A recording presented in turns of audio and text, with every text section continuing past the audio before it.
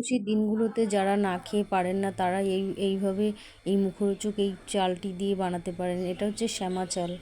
এই শ্যামা চালটাকে আমি ধুয়ে নেব। প্রথমে কড়াইতে 2 চামচ ঘি দিয়ে গাজর, আলু আর মটরশুঁটি ভেজে নেব অল্প নুন দিয়ে। ভেজে নেওয়ার পরে একটু গরম মশলা, একটুখানি ফাঁকা করে গরম মশলা দিয়ে দেবো। গরম মশলাটাকে একটু ভালো করে ভেজে নিয়ে তারপরে দিয়ে দেবো চালটা, শ্যামা চালটা দিয়ে ভালো করে ভেজে নেব। তারপরে দিয়ে দেবো আদা কুচি, লঙ্কা কুচি, আর দিয়ে দেবো কাজু কিশমিশ।